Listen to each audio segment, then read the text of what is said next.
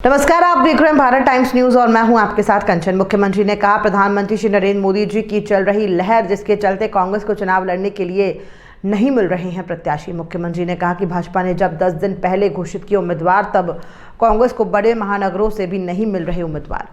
देश और प्रदेश की जनता ने भाजपा के साथ। मुख्यमंत्री डॉक्टर यादव ने कहा कि 100 दिन के कार्यकाल में प्रदेश सरकार ने हासिल की कई उपलब्धियां। मोदी जी के नेतृत्व में हम प्रदेश के विकास में कोई कोर कसर नहीं छोड़ेंगे। कल बीते 20 तारीख को हमने अपने लोकसभा के चुनाव का एक तरह से एक चरण का पूरे देश का सबसे पहला हमारा अपना नॉमिनेशन फॉर्म सीधी में जमा करवाया। बाद में रानी अवंतीबाई की बलिदान दिवस था, तो स्वाभाविक रूप से हम सबको अत्यंत आदर श्रद्धा के साथ विभिन्न कार्यक्रमों में देर रात तक शामिल हुआ। मुझे इस बात का संतोष है कि हमारा ये पूरा वीरों का क्षेत्र, खास करके गोंडवाना के काल से लगाकर उसके पूर्ववर्ती काल में, जिसने सदैव आज़ादी की अलग जगाई, और अभी वर्तमान में यशस्वी प्रधानमंत्री श्रीमान नरेंद्र मोदी जी के नेतृत्व में हमने अपनी नई शिक्षा नीति 2020 का भी जो प्रदेश में देश में सबसे पहले लागू किया, उसका परिणाम है कि हमारे सारे महापुरुषों को हमने पाठ्यक्रम में स्थान दिया।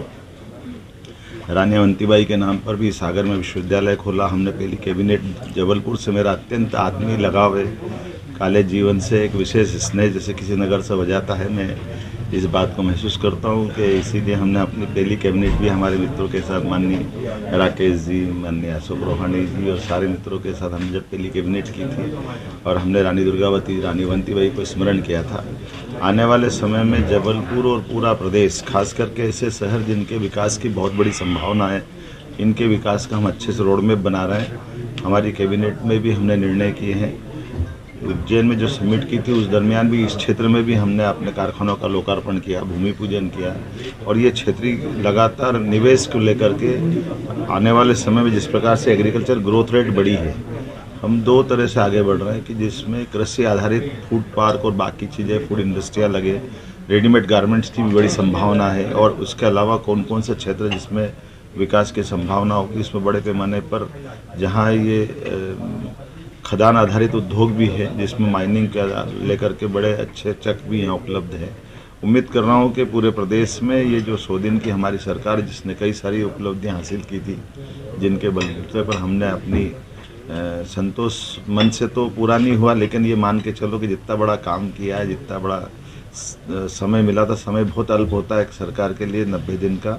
ऐसे में सरकार का गठन, मंत्रिमंडल का गठन, तमाम प्रकार की बदलाव के बावजूद भी हमें संतोष है। यशस्वी प्रधानमंत्री ने जो हम सबको मार्गदर्शन दिया, हम उनके नेतृत्व में इस चुनाव की तरफ बढ़ गए हैं, और जिस प्रकार से जनता का रिस्पांस मिल रहा है वो काबिले तारीफ है। निश्चित रूप से हमारे इस माननीय मोदी जी का जो लहर चल रही है, यही हालत है कि कांग्रेस को प्रत्याशी भी नहीं मिल पा रहे। आज की स्थिति में जब हमने सारे प्रत्याशी लगभग 10 दिन पहले डिक्लेयर कर चुके कांग्रेस को, आज सारे बड़े बड़े महानगर से उनकी सीटों पे कोई प्रत्याशी नहीं मिल रहे।